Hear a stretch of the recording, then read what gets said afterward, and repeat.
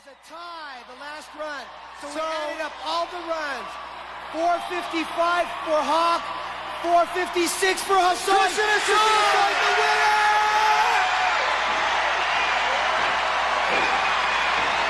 Yeah!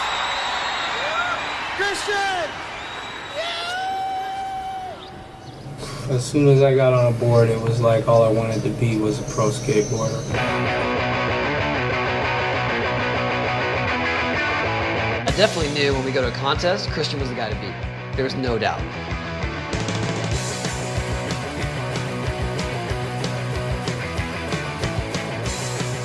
There'll never be someone that rode a vert ramp like Christian did.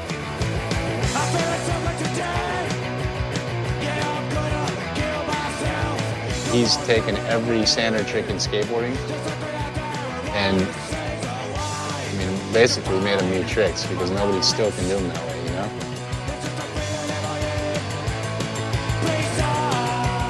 Christian paved the way. There's nobody in this industry who can't say that Christian didn't pave the way.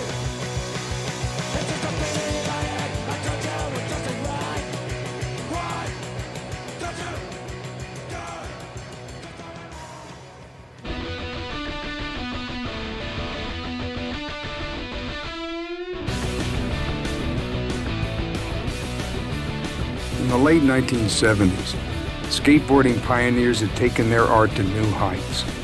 They caught the first airs, developed an innovative style based on surfing, and brought skating to never-before-seen levels of popularity. The top skaters became subculture celebrities. Skateboarding equipment, then mostly manufactured by toy companies, began to reflect the technical needs of serious skaters. And concrete skate parks brought it up all over the place, most notably in California. These skate parks became the training grounds for the next generation of skaters.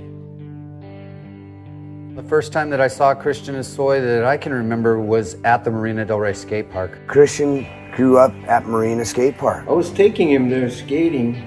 We were there a lot, so I saw the skate park wasn't, managed well. So I approached him and said I'd help him out. He was there all day, every day, after school till it got dark, 9 or 10 at night. Jay Adams and Shogo and everybody would come to the skate park and hang out, and I was like the little grommet at the time. Looking at like me and Alva and Shogo and all of us, probably as his older guys that he looked up to. As a young half-Asian skater, Christian especially looked up to the legendary Z-Team rider, Shogo Kubo. If there's anyone I emulated, it was Shogo. So whatever he did, I thought was the coolest. Christian emulated Shogo's smooth and aggressive style, and he even tried to look like him. I remember him at the skate park when he would skate the brown balls, ripping, and I would tell him, man, go to the pool, man. He'd be like, Even though I didn't skate the vert, when I was riding the Rust Bowls, I was gonna rip on everybody that came there. That was my determination, was to do the highest air in the Rust Bowl, to do the most extended invert and the highest frontside ollie in the Rust Bowls. See, the first time I ever saw Christian was when he had a picture in Skateboarder magazine doing an ollie at Marina Brown Bowl. It just looked awesome, it looked like a little kid blasting. And a lot of people thought he was a girl.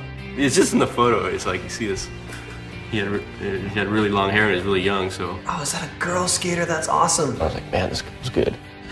I came to find out that it was a boy, obviously, and I was psyched just because I feel like, there's someone my age, doing something that I want to do. And Surrounded by older skaters at the marina, Christian's skating developed quickly. You know what? You got to skate the upper keyhole, Christian. You're coming up here today. And I went, all right, let's do it today. And then I learned airs 2 feet out, inverts hand on coping, frontside airs a foot out, all in one day. And that was it. That was the beginning of my life from being a grommet to becoming a man in a 11, 12-year-old body.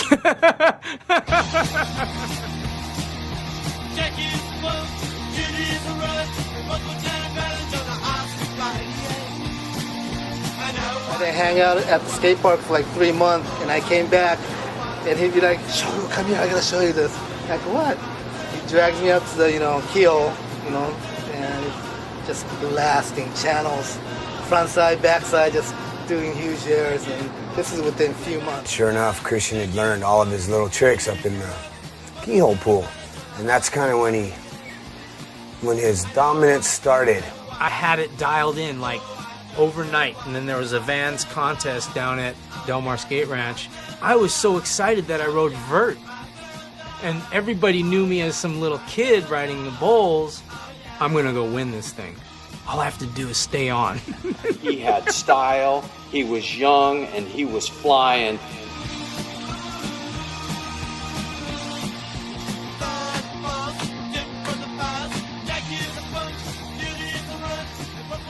All I remember is being the happiest kid because I got first place. It's like when he came on, it was kind of like this end of an era, you know what I mean? The skate parks were built and skate parks closed. And I think when Marina closed down and stuff, skateboarding was in a downward spiral. When you look back in those days, there was probably like around 30 to 50 hardcore skateboarders left. And Christian, I mean, he didn't have anything else to do, I don't think. You know, he was like 13 years old, 14 years old. And his old man like saw it the same way. I mean, Christian's gonna be this, you know, superstar skateboarder, even though in those days maybe it was superstar to 50 people.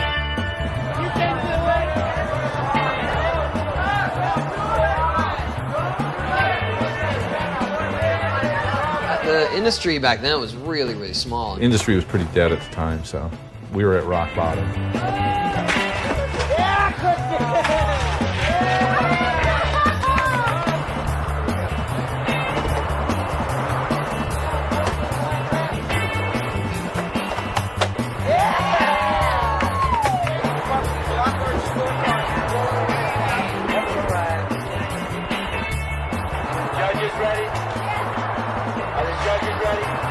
Here's the good friends.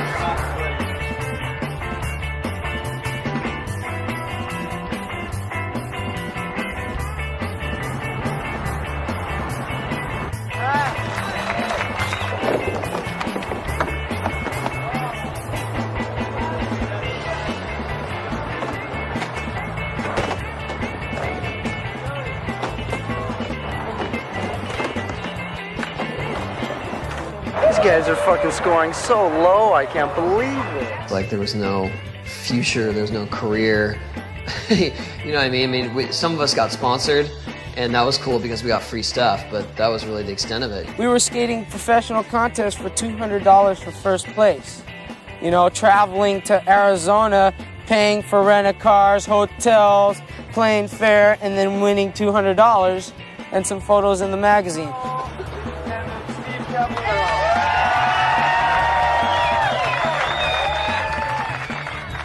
We started Thrasher in 1981, so you needed to put together a group of guys that you could make the industry happen again.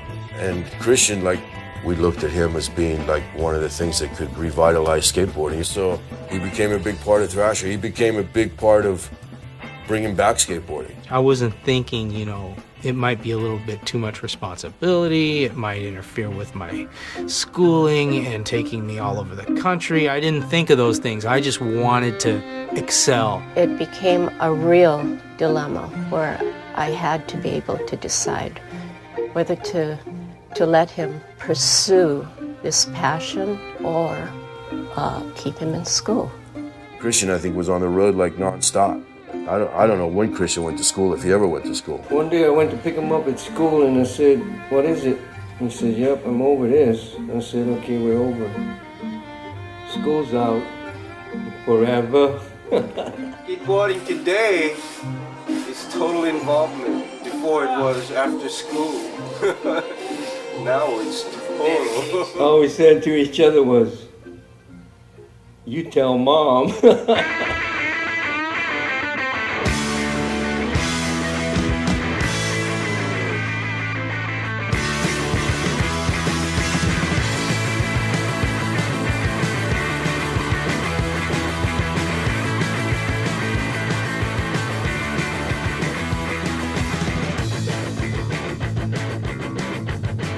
I think it fucking rips, dude. They're taking too long. They should announce the winners. Let's go.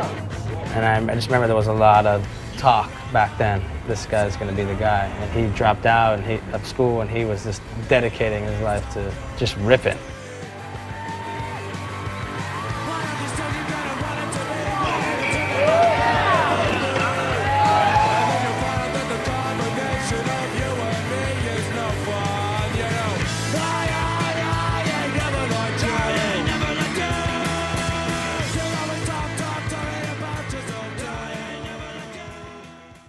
In 1961, Bonnie Cummings and Ivan Hosoi met and fell in love at college in Hawaii.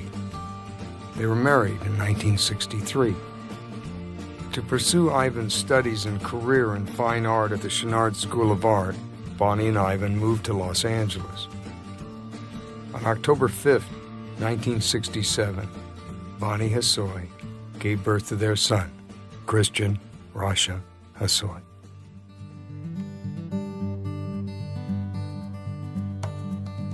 Ivan and Christian, their relationship, I think it went beyond the father and son. I mean, they were almost like brothers.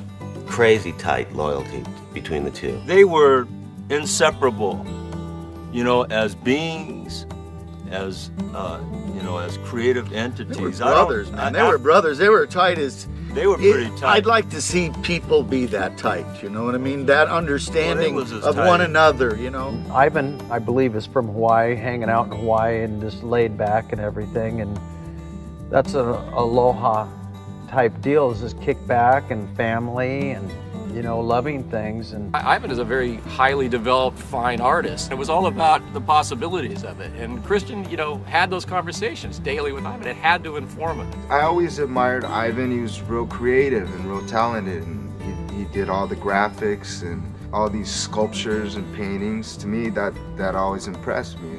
We're around a real creative environment, you know? Ivan didn't have much money. I think everything that he had, you know, whether it was gas money or food money or whatever, he like shared it with Christian.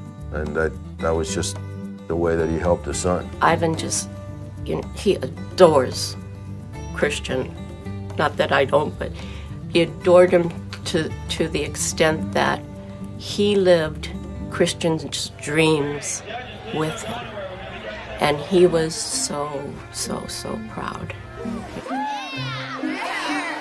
Hosoi rules. Are you related to him? Hosoi rules. Are you related to him? Yeah, drive for him. You're a chauffeur? Do you have a nice car? Okay. It's only really a handful of parents that came out to the skate parks or the skate spots. You have to give both Frank, Hawk, and Ivan Hosoi like credit. The reason why their kids became as good as they were to become in skateboarding was because both of them, like, they learned the sport and they went out and helped their kids a whole lot. I mean, like, not only did they help their own kids, but they helped other kids. Both those two fathers were with their kids every second. They said, you know, I'm going to raise my son. They knew who their kids were. They were with them. And to a certain extent, I suppose the sons reflect the fathers.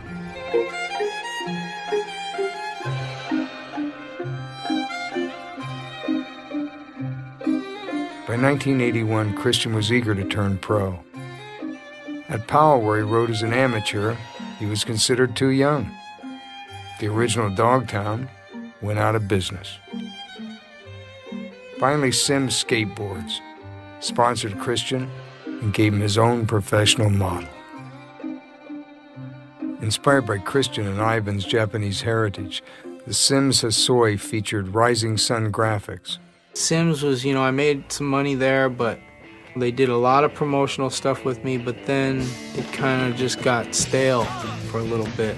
And that's when Alva came into the scene, and he's like, Christian, man, I want you to be riding for me. I want to give you a model, and I want you and me to go and do this company. And I want it to be the raddest thing. And Skateboard pioneer Tony Alva is credited with catching the first air ever out of a swimming pool. He was the first active skater with his own company and marketed himself in ways skating had never seen. we all respect Alva because he is one of the pioneers of why we do what we do. He's a legend. I just wanted to be affiliated with something that was real. You know, and that's what Tony came with. He came with something that was real, backyard, out of the garage. We're gonna start this from scratch. And I went, sounds good to me.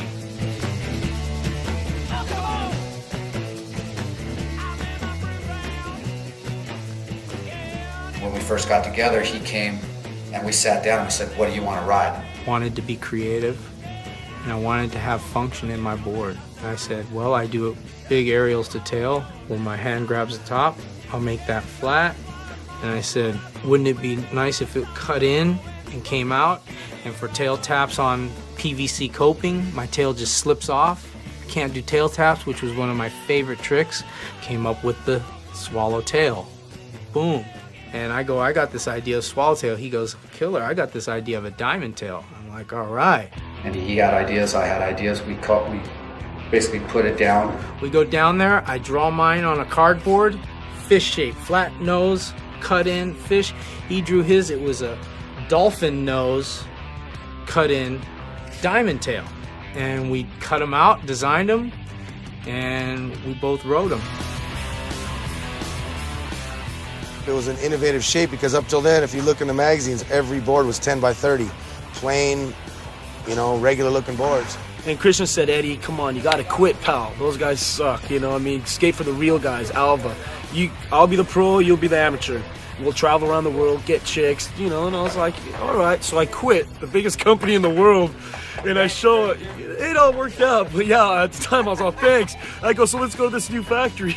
We go to this guy's house in Venice. It was a garage. A week later, I call Christian, let's go skate. He's like, yeah, well, by the way, I quit Alva. And all of a sudden, here I was on Alva all by myself. Basically, we had a little bit of a conflict.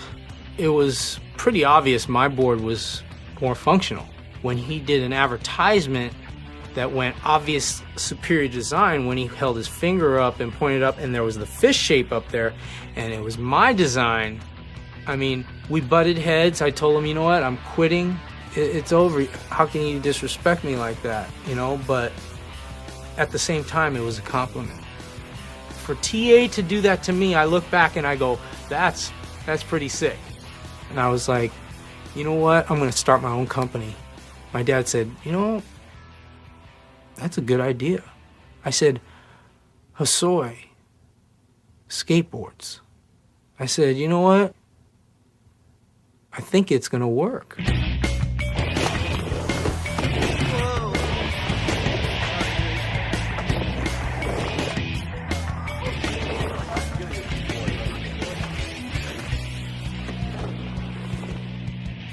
And I went, let's introduce the Hammerhead with Hosoi skateboards, and it was just, everything clicked at the time.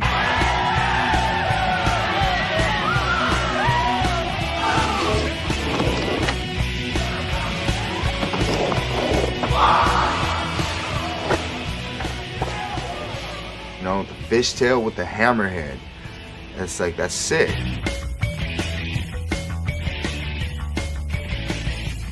He had a lot of success with that board. I had one of those. I had one of the hammerheads. I skated the hammerhead. I rode the street one.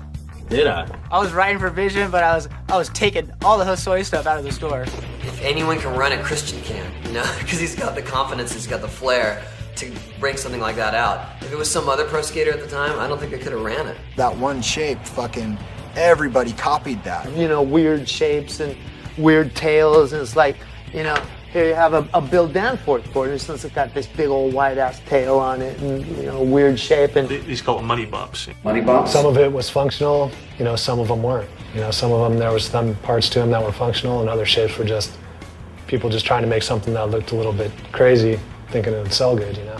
But did it give your board flair and give your board like personality? And every time you stepped on that board, you knew that was your board, and everyone that rode your boards, you could spot everybody's board a mile away. Well, that's a Fingers Murray model, that's a Hammerhead, or that's a fucking Lucero board, that's a Grasso board, that's a Nightmare model or whatever. Did a lot for skateboarding, you know? And I think without Christian, that whole era would not have taken place like it did. 1980, there was definitely a change in skateboarding, and the pros that had been there, everyone pretty much knew the same tricks, and it was how they were done. And in 1980, there came a boom of progression of tricks. And in that progression of tricks, skateboarding, I believe, went in two directions. It went very focused on tricks. However you do them, just get them done, make them. And the other one went in rebellion of that this is all theatrics and style. These two schools of thought were perfectly personified by Tony Hawk and Christian Hosoi. You know, early on, people pitted us against each other because they wanted to choose. They sort of had their camp. You know, it was either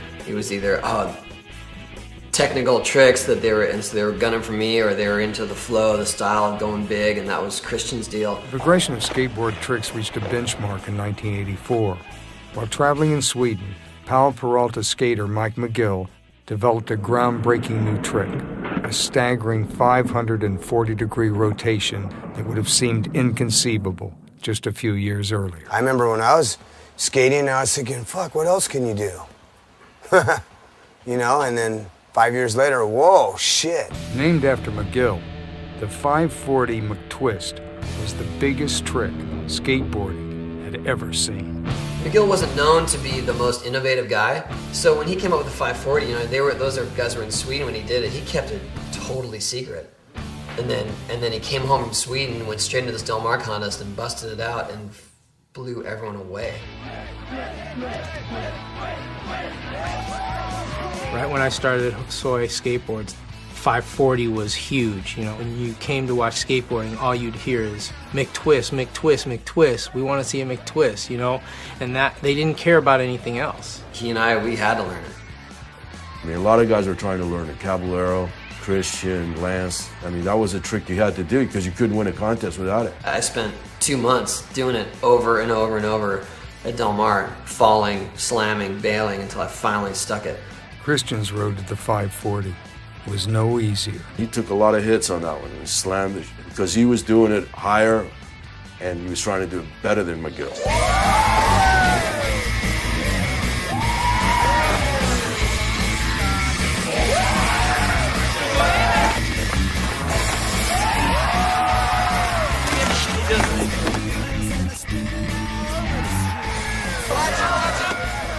When I learned 540s, like, my 540s were straight up spinning, you know, like, just on this axis, like this. And his 540s were like straight up, upside down, flopping over, doing a flip, you know what I mean? It was like, he did it properly. Through the amateur days, he was still young and didn't have all that much power. So even though he would do pretty well, he didn't dominate it. He was beatable, you know what I mean? And even as young, in his young pro days, he was beatable. But then there was this one, I don't know exactly when it started, but it just became him and Tony.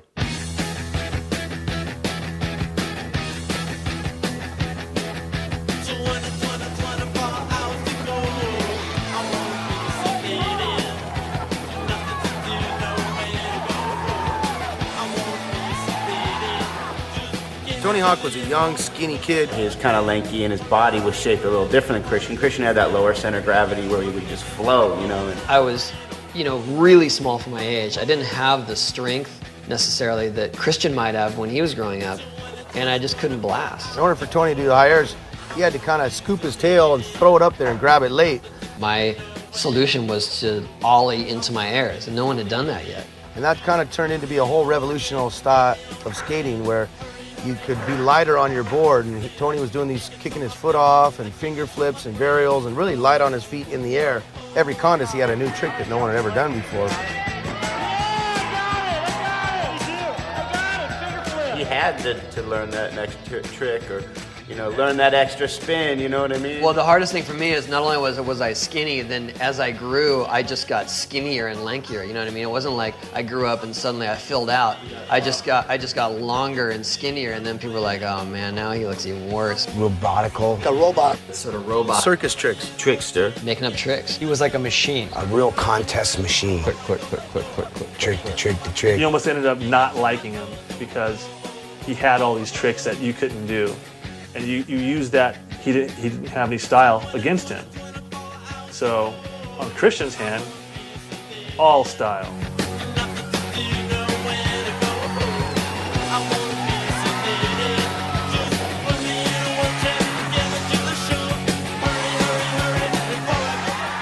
Christian had more of a traditional style where he was just speed lines carving and flying as high and stylish as he could. His whole ride was his trick. You can see the silhouette of Christian from blocks away and know it's him.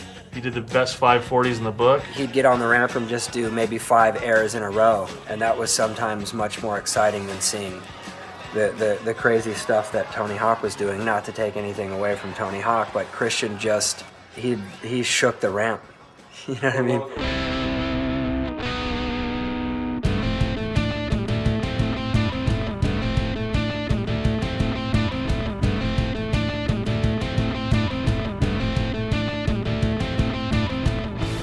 As one of the very last skate parks left standing in the mid-'80s, Del Mar Skate Ranch was the site of many legendary pro contests, including the famous showdowns between Christian Hosoi and Tony Hawk. Del Mar also happened to be Tony Hawk's home park. I think back and those are some of the best skateboarding memories I have. That's some of the greatest history of skateboarding. The Hawk Hosoi War at Del Mar. It's insane.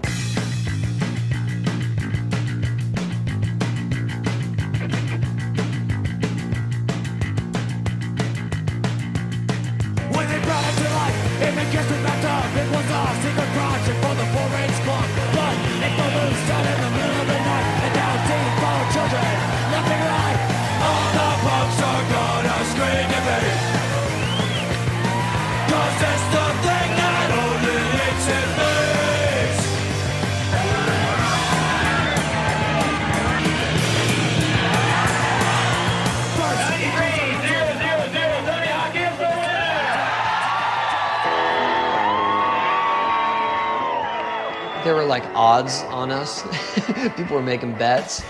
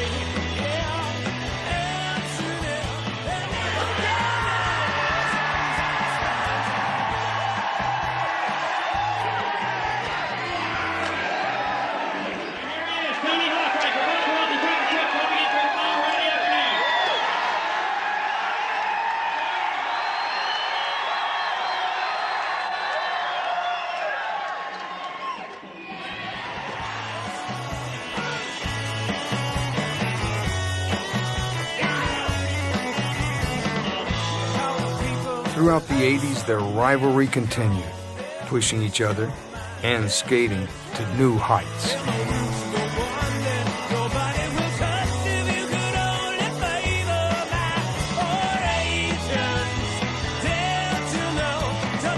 Who do you think won, Hawk?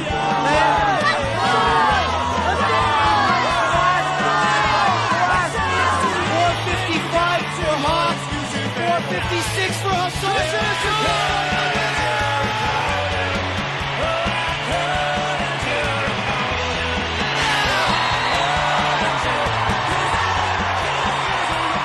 I'm glad to see that skateboarding has gone so far. Definitely. This is the ultimate. People saw the way that he skated, and that made them want to jump on a skateboard.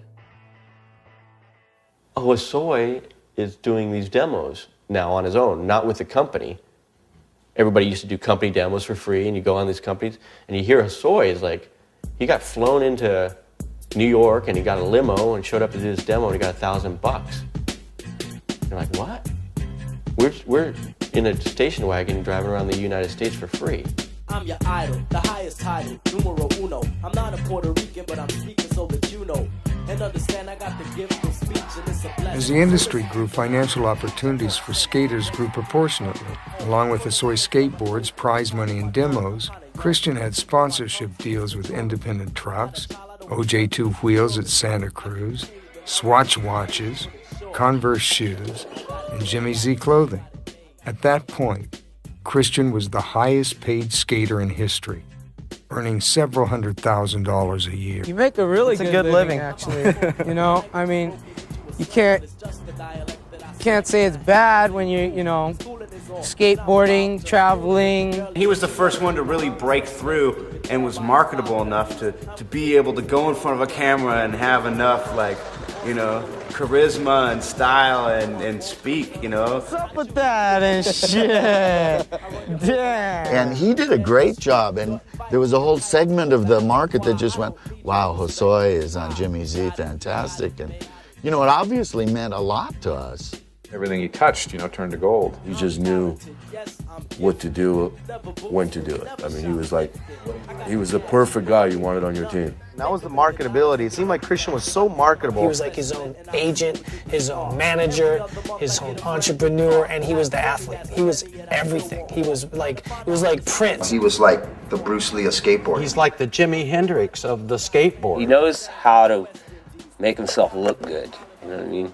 Like when he's up there at the top of the ramp and he's gonna go for his run, like at the Blaisdell contest, he'd stand up there and he got the whole crowd going. He's just like jumping up there. I mean, he was listening to some gay ass music, but he had the crowd going. What was he listening to? It was Wild Thing. Tone Loc. Let's do it.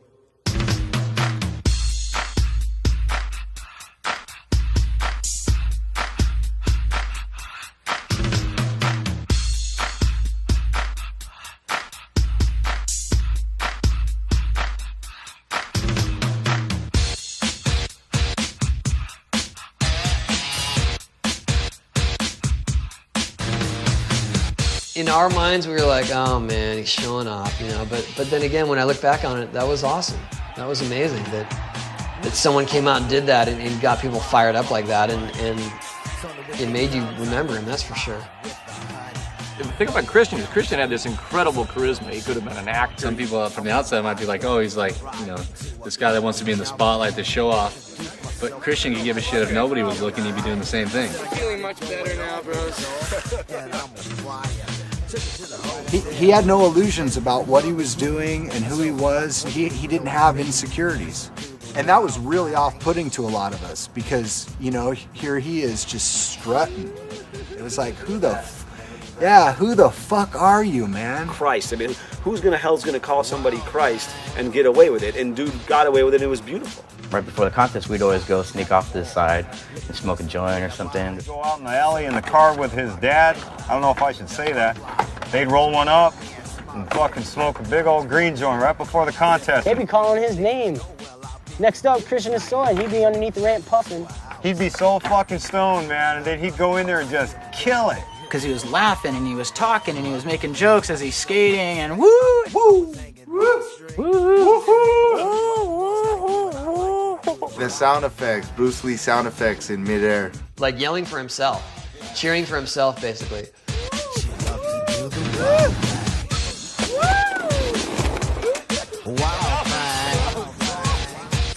I never mistook his confidence for ego, you know, and that's that it takes class. And Hosoi was a winner. He was the best. He was the most natural skater.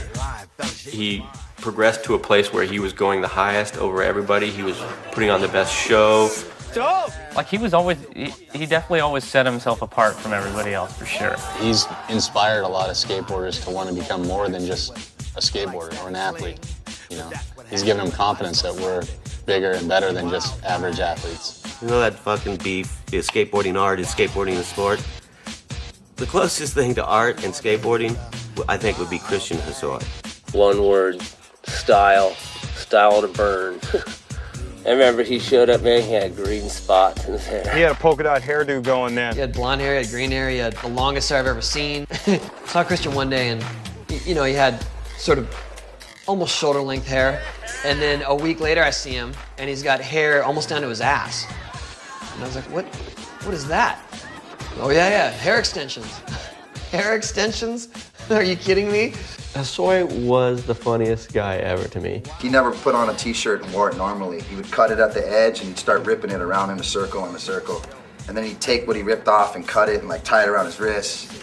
And then he'd put the sleeve on his head and like Next thing you know, it was like an outfit. Oh, dude, there's so many versions of a headband you can get from a sleeve. I remember he'd have like 3 or 4 sunglasses on at once, like, and the ones that were on his eyes didn't even have lenses in there.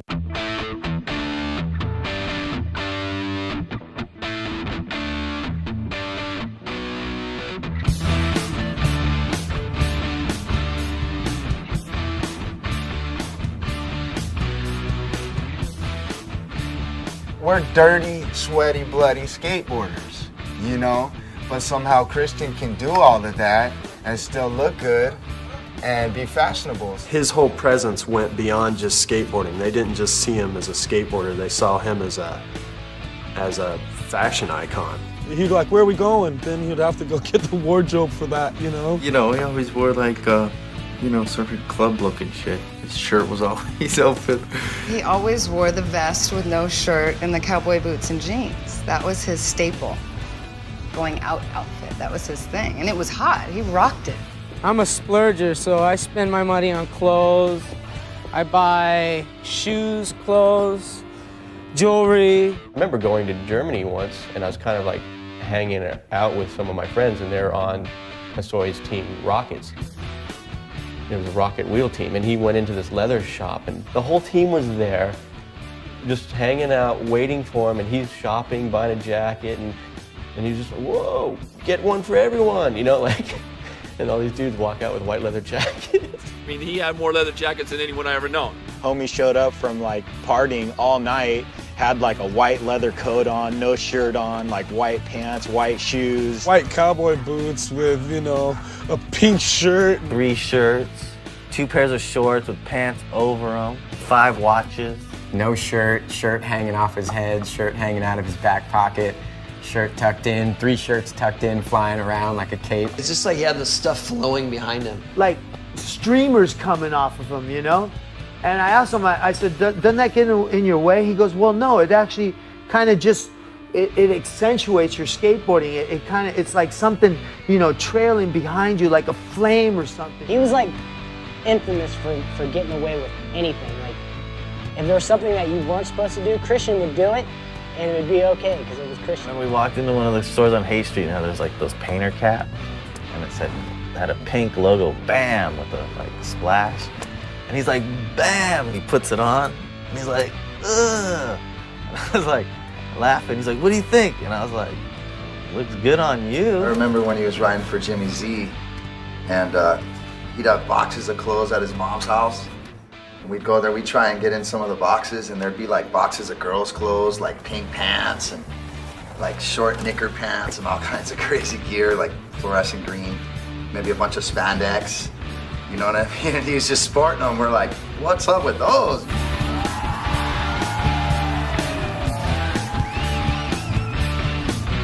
To me, I thought it was like surf and fitness or something. You know what I'm saying? You're like, whoa, this guy's wild. I mean, think about it. Skateboarders wearing spandex. That shit was a fad back then. And Christian set it up. I didn't do that, Christian, but you set it up. Slash in 2004 would walk up in some spandex, you know what I mean? And get away with it. There's not too many people that can. Slash could. Christian Hosoi can get away with whatever he wants.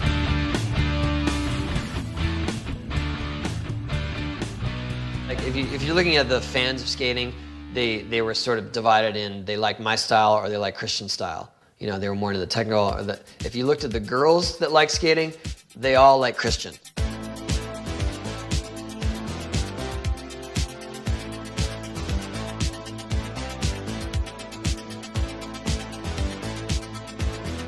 The girls loved him, swarmed on him. Yes, the girlies were always prevalent, always. Most girls just came and went. I'd meet them and then I'd never see them again. When I was that age, I don't think I knew anyone that had that aura and confidence and swagger about them. He stole all the girls. I mean, he would walk in a club, and I mean, fucking bitches would drop their pants. They're just going, this shit is live. I don't know, maybe it was his hair or something. He's tan and, he's got that kind of Hapa Haole, he's part Asian, part, white, part Hawaiian. I mean, he's a handsome kid. I mean, he's beautiful in a really masculine kind of way.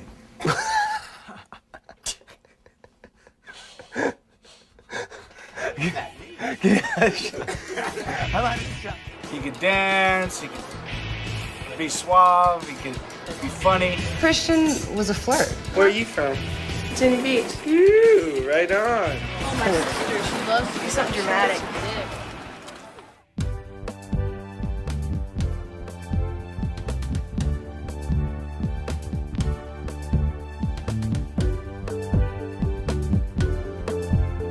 This one time, and I was 15. Christian's like, "Come on over to the hotel. I'm gonna be up in the jacuzzi." And I get up there, and it's Christian by himself with like 7 chicks. And Holmes has got a towel on his head. I was 15. I was just like, "Oh yeah, Christian's so stoked," and forgot about having to go to school and stuff, and stayed with him. And yeah, I almost got kicked out of school because of Christian. Let's just say that I was lucky to have skating in my life because it finally gave me something that was desirable to girls. You know what I mean? Christian never really needed his skating style to be desirable to girls. He already had it. And then once he became one of the best skaters in the world, girls just came. You know what I mean? He didn't have to put out any effort at all. The first time I saw Christian was on the boardwalk in Venice. It was about the end of '87. Christian's most serious relationship to that point was with actress and model Luana Rawls, daughter of famed singer Lou Rawls. You know, Christian is an artist. He's a poet, you know. I mean, there's so many other things to him besides the skateboarding. We all knew her. She came up and man, she was so fine. She had flavor, and it was like, of course Christian got her. They were such like the Sid and Nancy of skateboarding.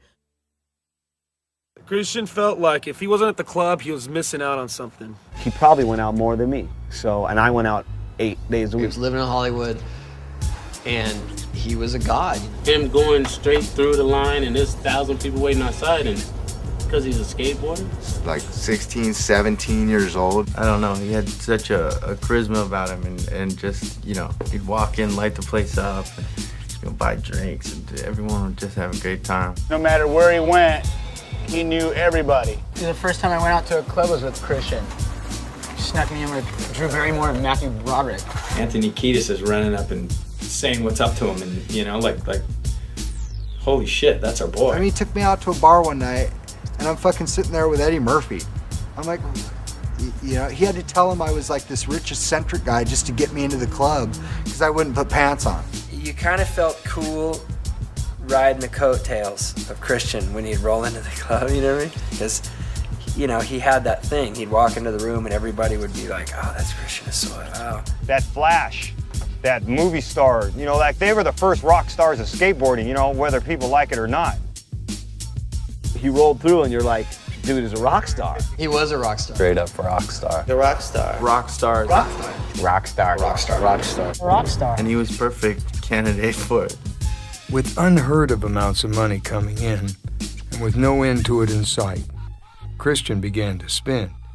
He traveled in style, treated his friends, and he rented the luxurious former home of actor W.C. Fields. What's happening? Hey, what it is, homie? Wow, All time to shred. That's my doc, Christian Hosoi. He's one of the freshest vert skaters alive. Like, I rent a house instead of buying it because I don't feel like living in one house for so long. We had this thing going that if you're not going to save your money and go for the retirement thing, right?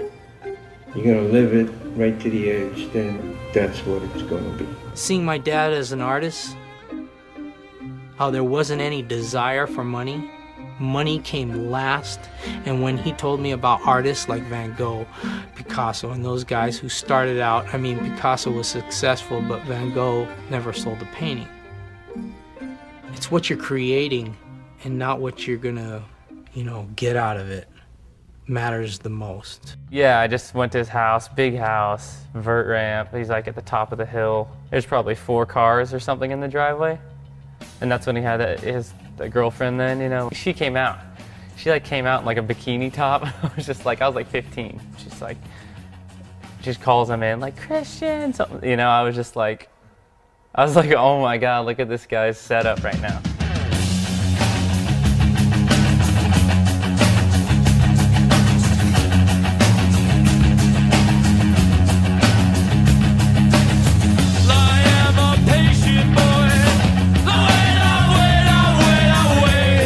My time to wanna like my second house. Kind of like lived up there. Go over there first thing in the afternoon, go out there, have lunch, and hang out there until the end of the day. A typical day up there was skateboarding, pool table, swimming in the pool, jumping in the pool off the roof.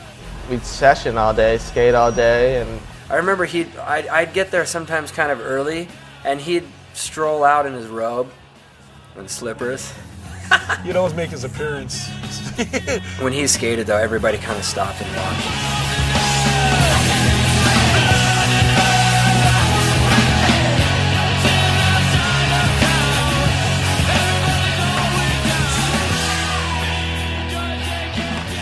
Hosoi Skateboards started a joint venture at Santa Cruz, producing hammerhead skateboards and creating Hosoi rocket wheels. I started sponsoring guys like Monty Nolder, Sergi Ventura, Bo Ikeda, Johnny Kopp. You know, Christian had an extended family of everyone that skated for him. You know, when I was just kind of coming up in the amateur ranks, he was a guy that, you know, just kind of like saw something in me and just like said, you know what, I like the way you skate, you know, I like that you're half Asian. He was, you know, very into his culture and his roots. He was seriously like my big brother.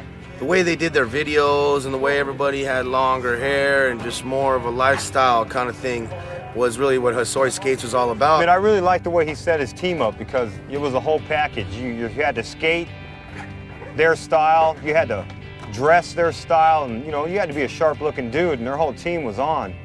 You know, and we sort of like looked at them all the time going, oh, there's a Hollywood team. Christian's team riders all started to look like Christian as time went by. No matter who rode on his team, eventually they would look like Christian. Hosoi was more of a traveling party with him being the leader, buying the food, doing the things, getting everyone like, come on. Christian was a star, making a lot of money. Everybody wanted him everywhere. Every weekend, he could be at any town, anywhere in the world. Going from Texas to Canada to Europe, Australia, Japan. France a couple times, Belgium, Germany. Man, we'd all fill our pockets with weed, hop on the plane, like go in the bathroom. We'd be going to Hawaii all the time, riding wallows and all the spots, ditches, and pools out there with Cully and the boys. Christian paid for most of us, almost all of us, to go. We stay in a hotel, and all of us, you know, like we'd have like one bed hotel, and there'd be like 15 of us in there. We'd stay like maybe 2 weeks. By like the third day, the maids refused to clean our room. Jumping in Lincoln Town cars, just having endless fatties to smoke. You know, we would go, in the morning we'd get up and go to some like big ass cliff and jump off this 70-foot cliff, and then we go, next morning we'd get up and go pick mushrooms out of the cow patches and go climb up some crazy mountain that we could like kill ourselves on. Then we go, every day skating was involved. And then, you know, we'd hang out at the beach, and at night we'd go out every night and party and have a good time, and just, it was just every day, it was just an adventure. It was just, I mean, it's probably like the funnest time of my life. People in Hawaii, they claim him as theirs. He was like a god there, you know what I mean? All the skaters there just idolized him, and that was like his homeland in a weird way. International session.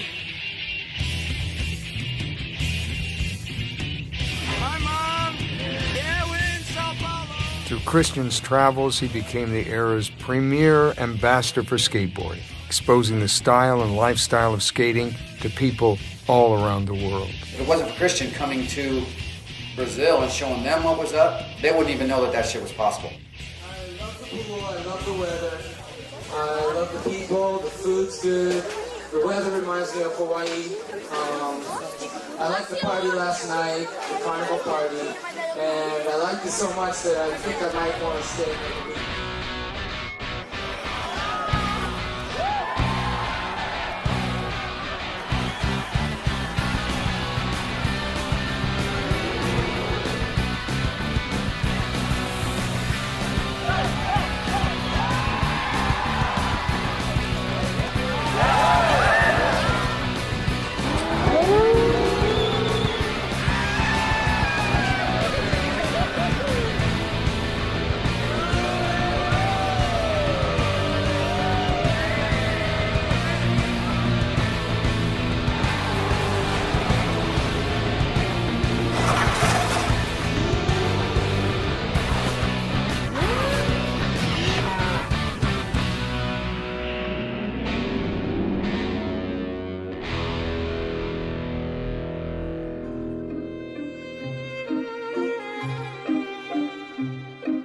While Christian Hosoi and his generation of vert pros were pushing the limits on ramps and in pools, a whole new school of skating was developing in the streets. They're like, yeah, there's this hot little kid skater down the street. I'm like, cool, let's check him out. Watch, he ollies all the way up this ledge. I'm like, cool, let's check it out. He come down, boom, ollie up the ledge, and it was the raddest thing we saw because it was something new and different. And it made me do it. I was like, yeah, I'm gonna do that too. Boom! One night we were all out there skating a little jump ramp, and Christian Hosoi came up, and he's all, check this out. And we all stood back, and he did a stationary ollie. And from that moment, changed skating forever. It was kind of like the 540 in vert. It was mind-boggling. And that's when street skating just started opening up full bore, full wide open. You know, Nada started ollieing up a picnic table. In this surge of innovation, Venice Beach became a magnet for some of the best skaters in the world.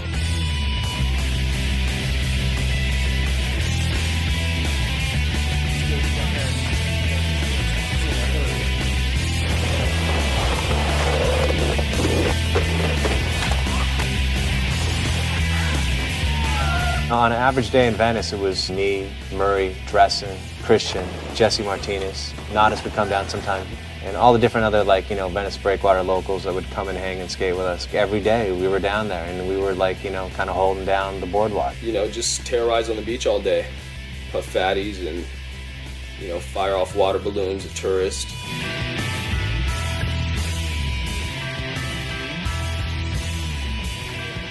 Well, we skated, everything we could. Well, basically the terrain is what was here. The pit and the walls and whatever we had. Putting the ramp up against the wall and then taking it off the wall and jump ramping and then building a quarter pipe up to this vert wall, and then we started riding off the side of the jump ramps on the walls and riding the walls. That was all kind of new. Street skating came in, and jump ramps were happening. Venice Beach was booming. Literally, you can go down there any day of the week and you were getting a demo by the best skaters in the world. One guy do something rad, yeah, and then the next guy do something even radder, yeah. Yeah. Everyone's ripping, then go ripping, then just fully ripping, I'm hitting it backside, now I'm hitting it front side, Then later we try to hit the top.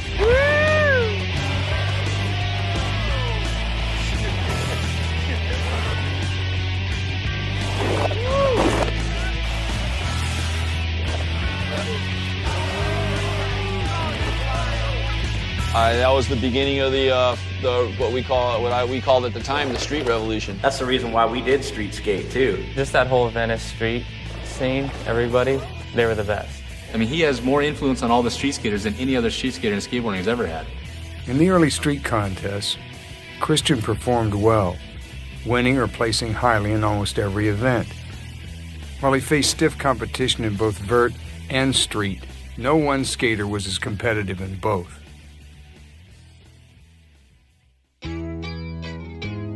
Early 90s, it became street skating only. Vert is dead is what the magazine covers were. Skating always went through cycles of popularity, so we kind of expected that it was gonna, take a dip, but we just didn't know that our style of skating was gonna be so uncool as well. We could see that the sky was falling. My generation came up and we took over. It was like, next chapter. It's kind of a weird time period for all vert skaters, I think, around that time period, when street skating was kind of coming up. Almost all the vert ramps and skate parks got tore down. There wasn't a lot out there for vert skaters to even ride, let alone try to make a living off doing it, kind of. All the pro vert guys really didn't have nothing going. Tony Hawk was nearly bankrupt with Birdhouse. Tony Hawk didn't even have a pro model. So it was like, if you're a vert skater, you better do something spectacular, or you better, look for a job doing demos at SeaWorld. That's how it was. That's what you were doing. No, I wasn't doing that. Six Flags. For how much? How much did they pay? I went and did demos at Six Flags for a week, 3 demos a day, $100 a day. Yeah, what's it like to say, hey, you're the best in the world, man, you're the greatest. But not today, not anymore. It's these guys now. And then you're up there going, who are these guys? Riding around on picnic tables and stuff like that, I mean, we're the real deal. We've been here forever. We're it. We're the shit. You can't take this from us. Doesn't matter, they took it. I didn't know how to fucking deal with it at all. And I didn't have it like Christian. You know, I was a lesser than player, kind of off in the shadows. I was confetti for the party. He was the party. You gotta look at reality. You gotta look at, hey, do I need to get a job? You know, or can I really make this work? Man, I got a job as a waiter. It was really weird, like going from, you know, traveling and getting paid for doing this, and then just, boom, nothing. And what are we gonna do with our fucking lives now, you know? And the only way I could cope was by climbing into a booze bottle and self-medicating. You want me to tell you how I got off of Santa Cruz? They cut me on speed wheels. They cut my pay on OJ, and they said, you're only gonna make $1,500 a month, Christian, for the next 6 months to a year. So you better move out of your house and sell your ramp, you know? And I said, fucking what?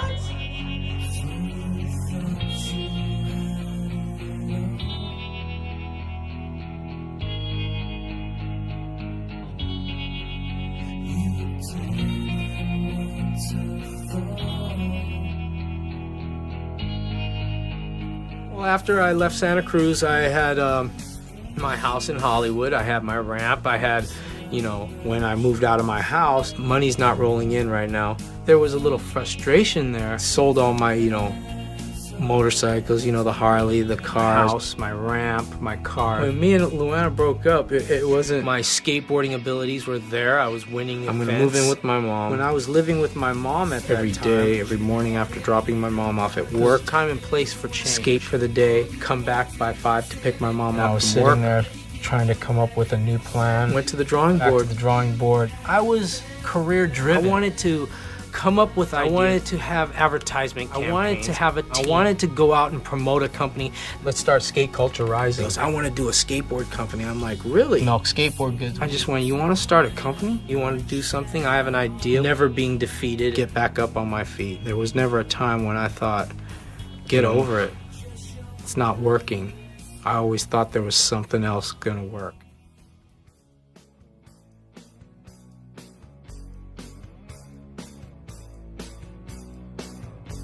I went on this MTV trip, and I had like about 3,000 names and addresses of little kids because they had to sign waivers to skate on this MTV thing we were doing cross country. And I was writing these kids back, you know, telling them about Public, my skate company. And this guy comes over and he's all, check this out, and he had a little powder, it was speed. And I never really liked that shit, you know? But I did it, and all of a sudden I spent 2 days happy writing these letters to these kids, 2,000s of them, boom. And I told Christian, I go, Christian, you gotta come over, you know, I got some octane. And he's all, what's octane? And I was like, you'll find out. So he came by, and Christian's all, yeah, this is good. And after that, I wish it wouldn't happen, because the next day he called me up, hey Eddie, I wanna buy some of that stuff. What's happening, bro? Christian really had nothing going. His mom moved back east, his dad was in Hawaii. Huntington Beach, Chicken and Kelly opened up their pools in '91. And they invited me down to come and skate their pool. And it was almost like skateboarding was revitalizing again. Pools were back. Skateboarding is booming. Street skating is huge. Christian basically moved down Huntington Beach, got involved in the whole scene. The Huntington Beach scene is now starting to blow up.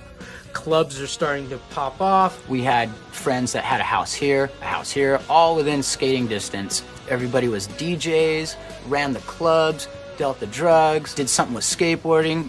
So everything was just so convenient. It was like we had our own little utopia of just a party scene. Hello, focus. Yeah, hold on. It's for you, Brian. And Focus was their baby.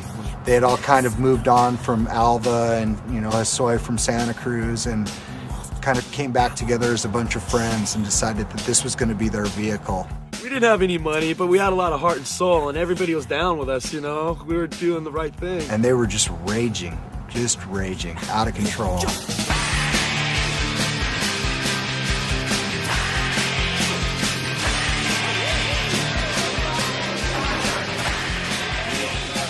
Basically, we started the company. I'm maybe doing meth a little bit here and there. It was starting off where you do a line a day, a couple lines a day, you know, and it was no big deal. It's not like you just straight out of the gate you're going for it. It's a progressive disease. It starts out slow and kind of eases its way up.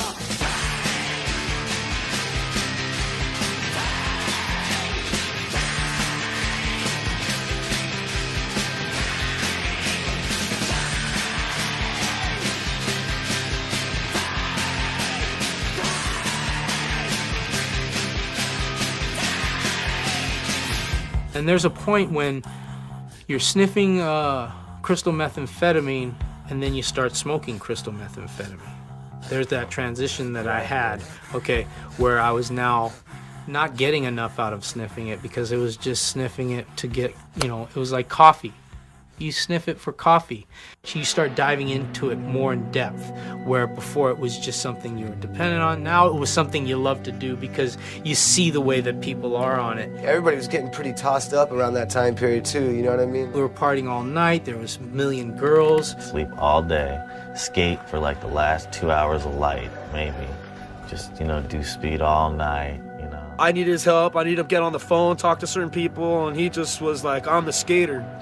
I gotta go skate, you know, and that's cool, but he wasn't out skating, he was just out there raging, partying. The company never really made money. A lot of times it didn't even get the product made. It was like people from Japan or whatever send money to get stuff made. These guys would get the money and think, oh, we got money, and then they just blow it all, you know? The word that was coming back that I was hearing was, you know, he was starting to, you know, party and starting to do stuff that, you know, he didn't really do. You know, you'd hear, just like with anybody, you only believe half of it, but you say half of it could definitely be true. All that money, it's easy to party. Something bad happens, party. Bored, party. Got something good happen in your life, fucking celebrate, party. After a while, that shit wears on you, and you get yourself caught up doing shit that you wouldn't normally be doing, and fucking consequences come. Oh my god, we need to buy this first. We gotta have endurance and stamina. I need orders for fucking 2,000 shirts from our plant. See? Even by 94 or so, you know, he was already getting, you know, just swallowed up by the whole speed thing. I don't know what the fuck was going on, who he was hanging out with, but, you know, if they were skateboarders, they should have checked themselves before they let him get like that. I was hanging out with guys that were running like the drugs in that area, and so I was able to get a lot of it for free, and we all started doing the stuff, just mass amounts. He'd start hanging out with people who were just like his yes people. He'd basically kiss his ass, and they were just feeding him speed, getting him deeper into it. You would never hang out with these people if you weren't high. What are you doing? Like, you'd rather hang out with them than hang out with us. We're your family. What are you doing? He was just hanging out with people that were just drug addicts. We'd show up some random house to get some weed or something, you know, and like we'd go in and just be like dark, like little dungeon, and like all, like, you know, like to be some weed dealer in there and some weird other shit going on, some heroin or something, you know, and then Christian would be in there to sit on the couch or something, you know, and you'd be like, whoa, like, what's up, Christian? Like, what are you doing here? You know what I mean? But I would stay, you know, functional. I wouldn't let, if my face changed or if I had like the signs that I was looking like I was on drugs, I wouldn't do anymore. I would, you know, stop.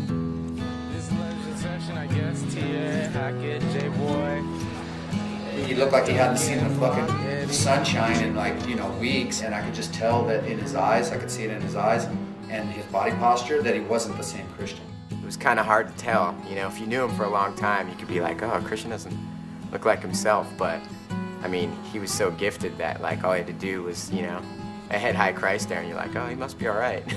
Holmes just had this endurance where he could just keep going. Speed is a drug where, you know, some people can't handle doing it, and some people can. Some people can do a little, and some people can't.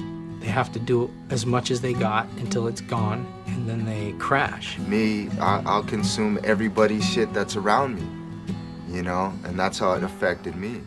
I wish I was one of those guys.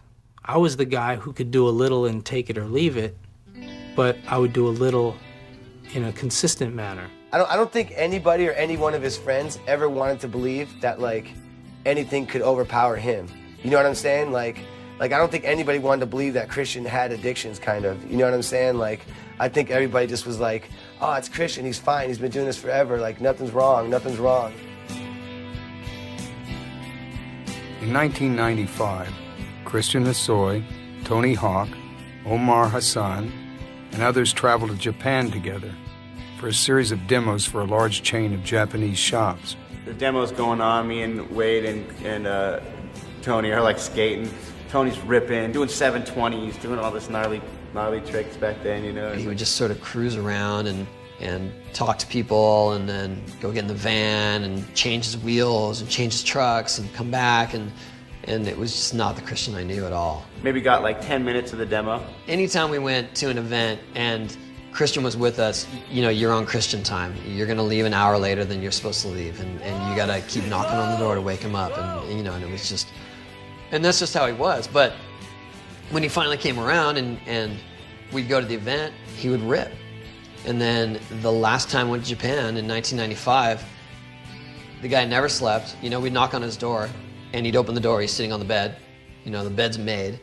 I could tell it was just the drugs were affecting him.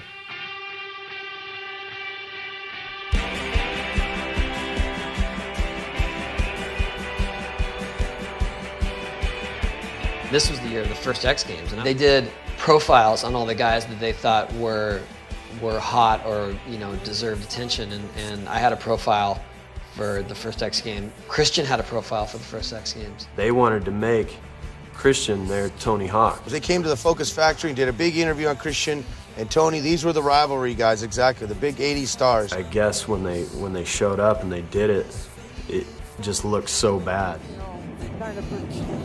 He was all gray and it just wasn't looking good, and wasn't really making sense. The guys now are just going off.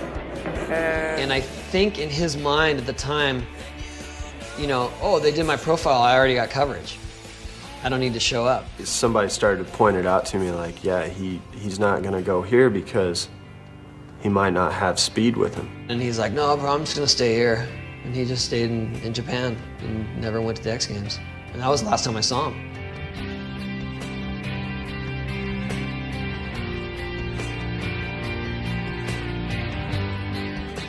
No one really knew how big the X Games was going to be. It just seemed like another contest, but because it hadn't happened yet. But it really was a big media circus that turned it all around. And all these cameras and all this excitement, this is Christian's deal. This is where the thing that could really bring him out of his slump and get him back on track. You know, and he would have showed up, he would have gone at least 2 or 3 feet higher than everyone else, and he would have stood out. You know, Tony's there. I think Tony took the gold that year. And every year after, Christian never went to any of these big X Games events. And I think Tony went on to make millions and millions of dollars, and Christian easily could have made that much money too if he would have came back with me on the flight, you know, and got to that first X Games. From what I know, he ended up staying in Japan another like week until the people who sent us there told him he had to leave his hotel. You're like, you're done with your obligations to us. You have to go.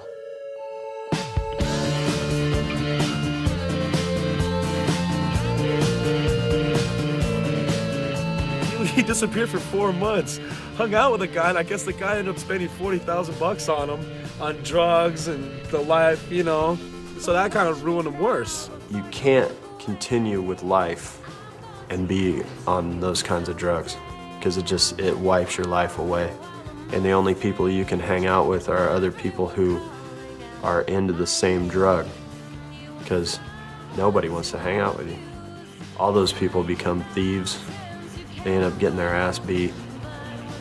They screw people over. I mean, it's not a generalization, it's just a fact. That's what happens when people go down and they end up on crystal meth or whatever. Nobody wants to hang out with tweakers. There'd always be another house or another crew that'd be like, come over here. And when that dried out, he'd go to another darker place, you know? I didn't care. I had a car. You know, I had, you know, a ton of friends' houses to stay at the time. You know, I'd see him for a week here and there, then I wouldn't see him for like 3 months. Then I didn't see him for a while, that's when he showed up at my house in San Diego. I think he had like 1 duffel bag left, and that was like his worldly possessions at that moment, like 1 duffel bag, you know what I mean? And I had like 3-day-old pizza and like peanut butter, and that was the only thing I had in my fridge. I remember this shit. And he's eating it, and you know, and Chris is acting like, oh, this is why I do this all the time, like, woo! I'm sitting there listening to people talk bad about him, calling him a tweaker. He's just this, that, all he does is that. Like flies, sunglasses, they love Christian, you know? But they were locking the doors when they saw Christian, you know? I mean, that hurt me. And it used to piss me off, you know, because I didn't see him as just that. You know, I was like, this is Christian Hosoi, dude. You guys are freaking tripping, you know? Quit talking shit about him. And then I started realizing, like, this is all he's showing them. Christian started having some problems with the law, getting arrested 2 different times for possession of crystal methamphetamine.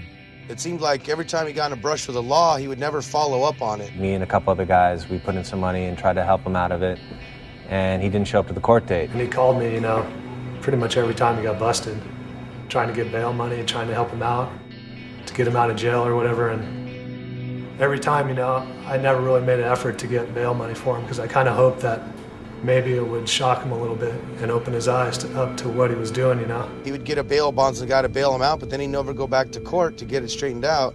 And they were minor offenses, you know, little stuff. But because he didn't follow up on it, now all of a sudden he's got these bounty hunter guys looking for him. 95, 96, he just had to stay underground. I was living on the streets. I was homeless, I was strung out on heroin, and nobody would have anything to fucking do with me. You know, not my family, not my friends. And I bumped into Christian somewhere, and Christian was like, dude, come with me, you know. And you know, he had an apartment with his girlfriend who was pregnant at the time with his son, and you know, and he was supposed to be getting his shit together. They would let me crash on their couch, you know, as long as I didn't shoot dope in the house was the one rule, which I broke every time I walked in the fucking door because I'd be like, I gotta use the bathroom, you know. But Christian was still like, oh, it's fucking Grasso, it's cool, he's cool, you know. And I'd go over there and, you know, I'd go down and he'd go up and we'd play darts and see who won. And we'd do that for days. He was smoking speed and playing darts, that was his trip, you know. A lot of skaters like, dude, I saw Christian, he looked like shit. You know, he's skating around town with a dartboard in his hand. And and whittling on skateboards. He always carried a little wooden rasp file that every time he got a new board, he'd be carving away these little notches in it all the time and just whittling away. And we'd be skating for hours going, come on, Christian, come on. No, I'm still working on my notch. I remember he was trying to sand his shape down on the coping. I was like, what's this guy doing? Gonna make the new shape that's gonna change, you know. Because we all bought into, we bought into our bullshit. We bought into what everybody told us we were, you know, because you've been told that you're fucking so-and-so, the maker of the hammerhead.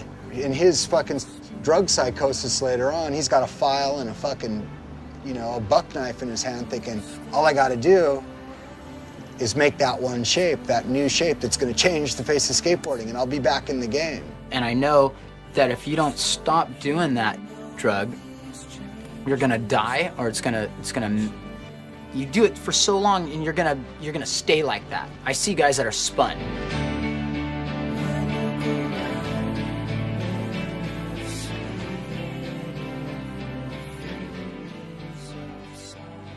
We try to do a little intervention with him and talk to him and try to straighten him out. Max Berlick calls.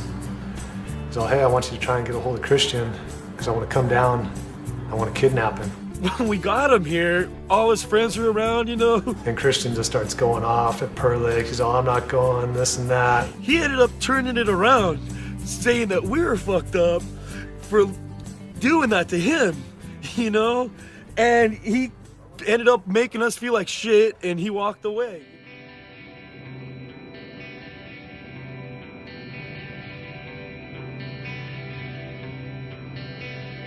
You know, we were lost, and I mean, I was totally lost, and Christian was there when nobody else was, and I'd gone to jail, and nobody would do anything for me, and I called him from a street corner at like 5 in the morning, and he got some speed freak dudes he was with to fucking drive him up there and pick me up, and fucking he put money in, I was dope sick, he put money in my hand, he drove me down to, you know, to meet my connection, got me dope to get well, and you know, and he was gonna talk to me, you know, you come with me, I'm gonna take care of this, You know, he couldn't take care of himself at the time, but he was going to take care of me. I promptly OD'd at his speed dealer's house, and he fucking scooped me up, put me in a car, and drove me back to his girlfriend's house, and they fucking sprawled me out all blue on the couch, took my pulse. I was out for 2 days. I was lucky I woke up.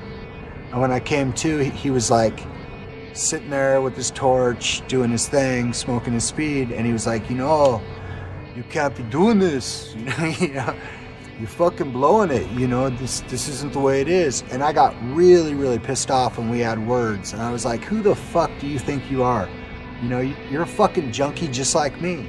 You're not Christian Hosoi anymore. You're a fucking speed freak on the streets of Huntington Beach. You know, you just got it better because you got this girl here to take care of you. You know, and give me some fucking money and I gotta go. And he was like, here you go. We'll be here. You know? And that really touched me. You know, for where I was at, shortly thereafter, I started to get clean and try to, you know, I went into rehab and tried to figure out what the fuck what am I going to do with my life? Because it's, for me, you know, I'm going to die here. And, you know, and he was right there, different drug, but right there, doing the same behaviors. 99, 2000 when it all finally caught up to him.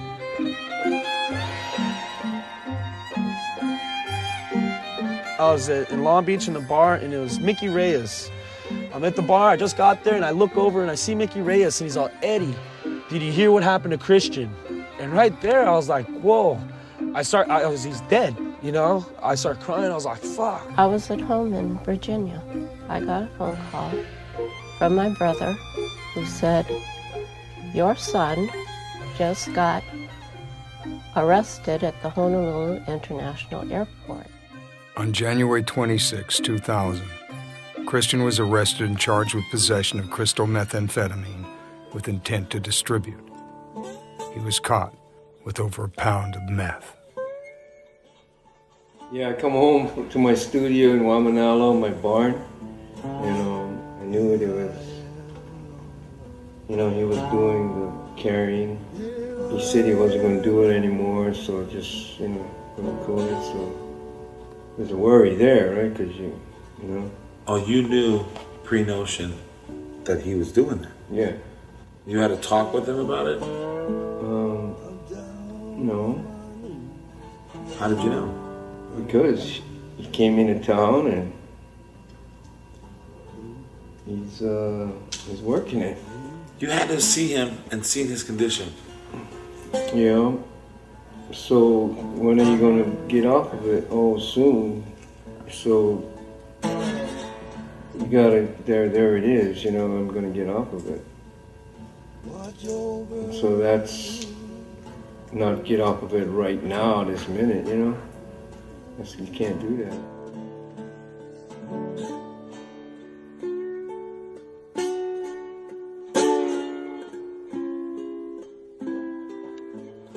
Were you getting high with him with speed? Mm-hmm. You guys were getting high together?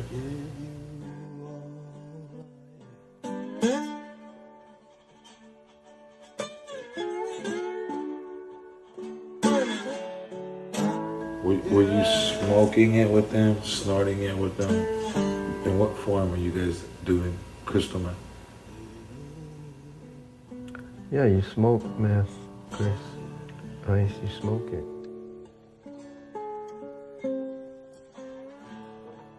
Did you actually pass the pipe back to each other and get high?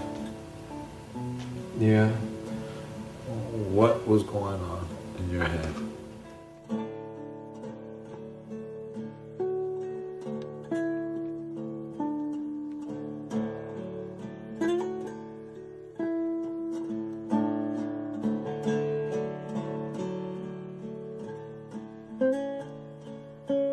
Anyway, we don't got no regrets, and I don't. You know, I sold my land in Hawaii to pay for a lawyer who ripped us off. I think everything that's good, bad, or indifferent in the past always leads to what we are in the present.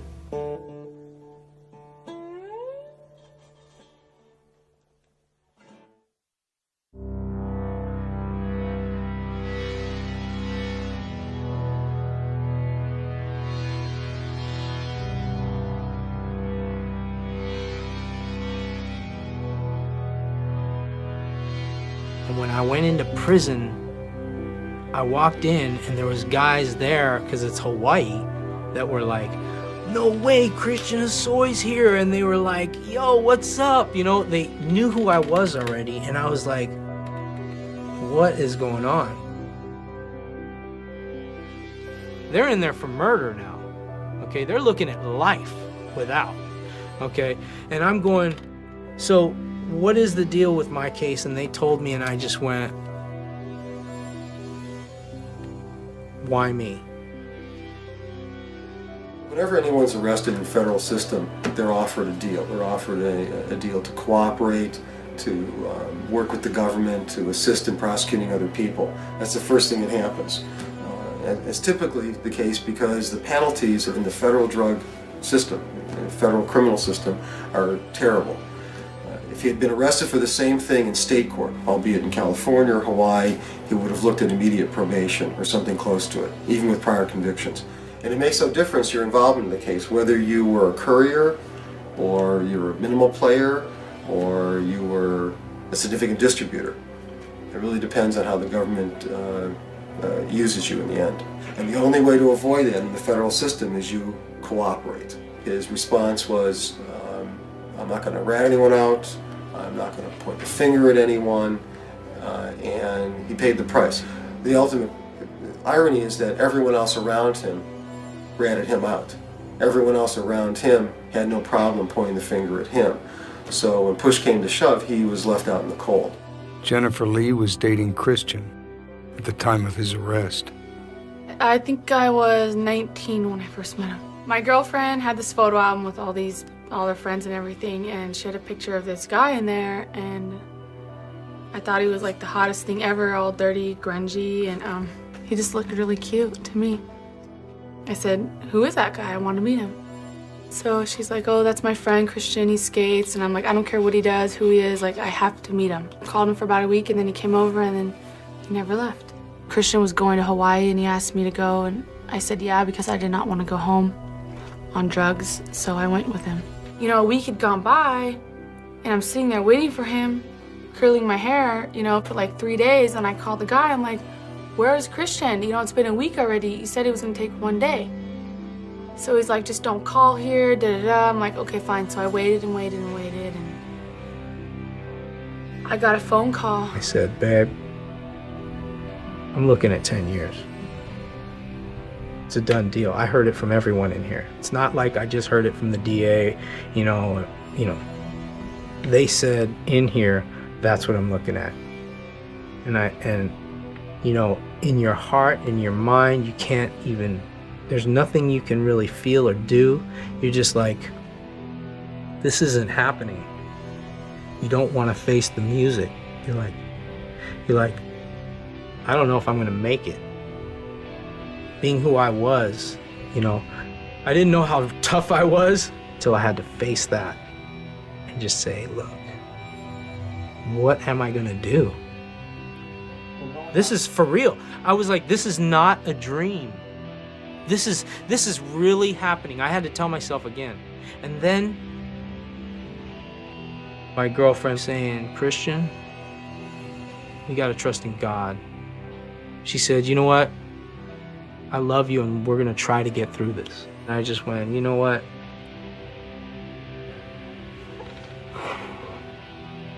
I don't know. My nickname was Christ since '85. I made up the Christ era in the late '80s. Now it's the year 2000, and they're telling me to trust in God. And I didn't know God. When I prayed to him in prayer, crying out to him, going, if you're real, come into my life. I'm 3 days in jail, and I'm on my knees in my bunk going, just give me bail. I just want to handle my, you know, take care of things, tell my girlfriend later, you know, or if she wants to stay with me or not, say later to my family, and I'll come back and I'll do the time. I even said that. I was going, I need a Bible, I need a Bible. And the guy next to me goes, he's been in 5 years already. He just did his Fed time, and now he's gonna go do his state time, another 5 years for state. And he's just in transit, and he's like, oh, here, you wanna use my Bible? And as I went into my room, I went, man, this is the first time I'm going to open up a Bible. I opened it up and saw all these underlines, markers, notes on the sides. I saw Post-its in there with things that he wrote and on every page, and I was like, what is this all about? I thought it was just a book. Genesis, Exodus to Revelation and John, you know, Matt. I mean, they didn't appeal to me.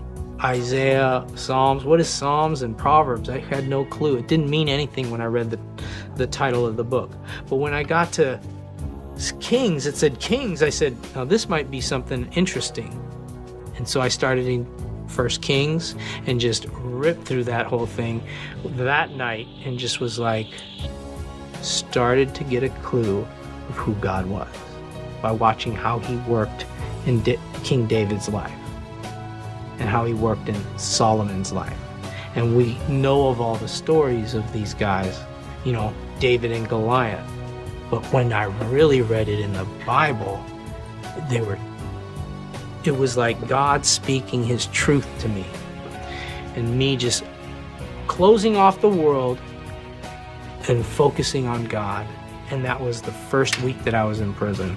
And I let go of everything and just said, I have to do this. And that was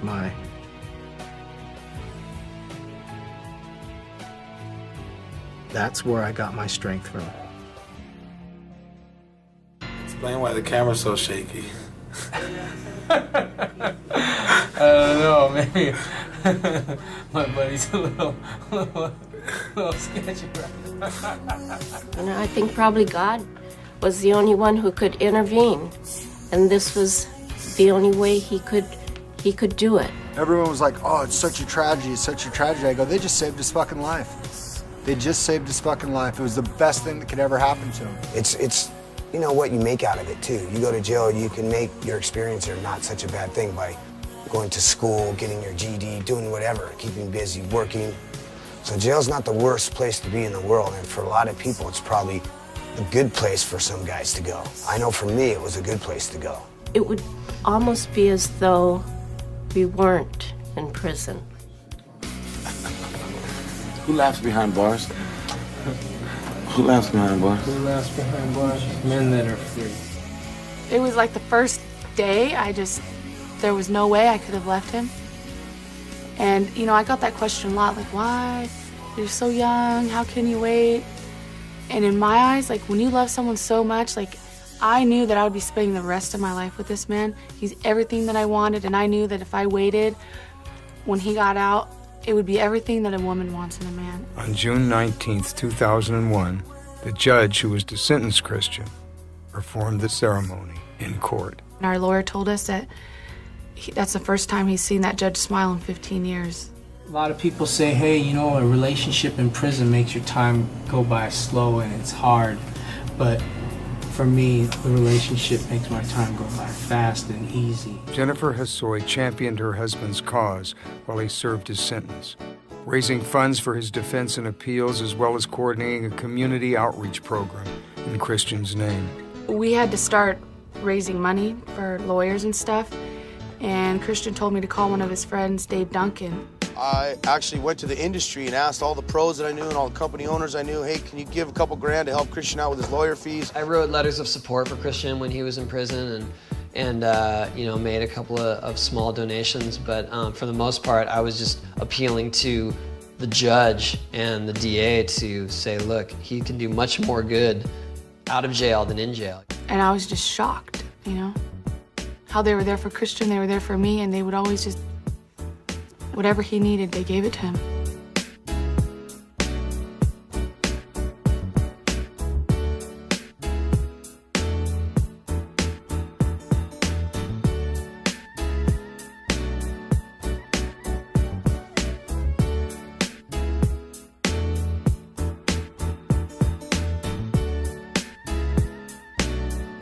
After several years of legal efforts, Christian's 10-year sentence was reduced, and Christian Hosoi was going to be free.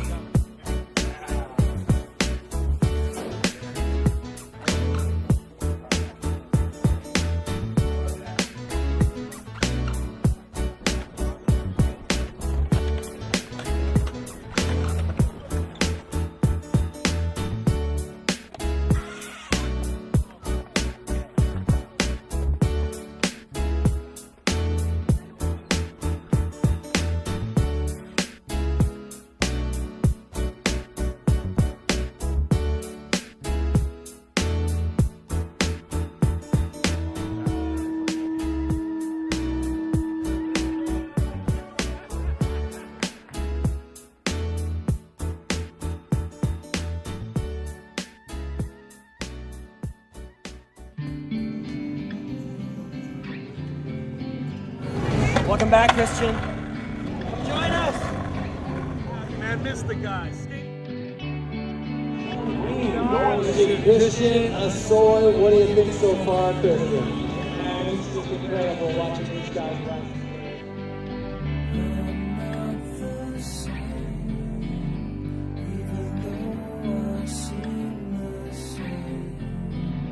For the mid-twins 540. D-Way coming at you. What do you say, Los Angeles making history right now. D-Way trying to take the lead. He can do it right now if you guys cheer for him. He's coming out of the gate looking at the big 70-foot gap. What do you say, LA? Make some noise. Huge. Look at that amplitude. Solid landing. Pulling off just right on the twice there. That's the dedication to Christian. It just made sense. Like if you looked at the situation with Christian there, and you know, I didn't know what to do, and it all worked out. It was perfect timing, and you know, the fact that Christian was saluted or respected in front of everybody, I think that to me was important too. That was just as good as winning the medal.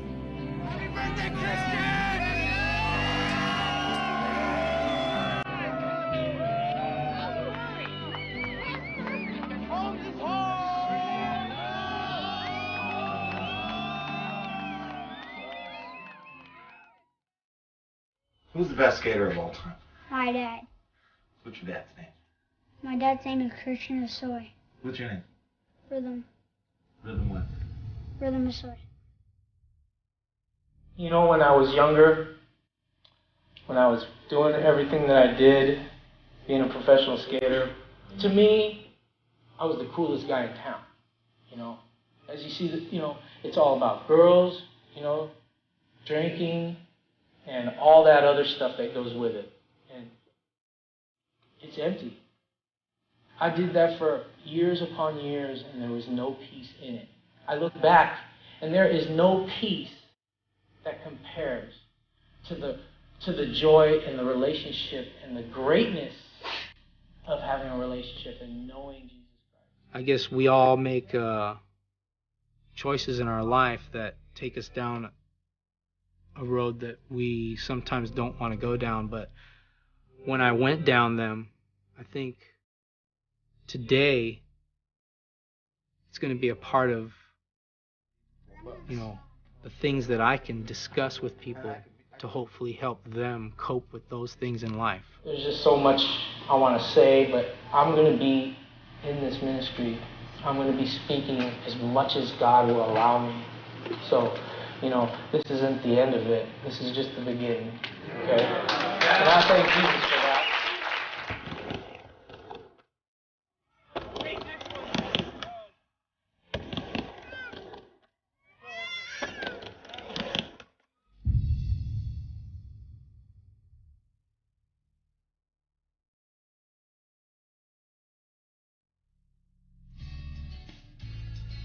A legend is like something really old that skateboards. My dad's a legend. What defines a legend? I think the people define a legend. I think that there's not one characteristic that makes a legend. I think it has to be up to the people to create the legend, just like all the legends before. Either people pay heed to it or they're not really having it. Like Scott Baio is not a legend. Some people may think so, but fucking Charles in Charge is not a legend, right? But someone like Bruce Lee, or Johnny Cash, or Sid Vicious, or Elvis, or Christian, who are legends, people got to make them mad. It's hard to say how Christian impacted it because there's probably 100,000 new skaters because of him.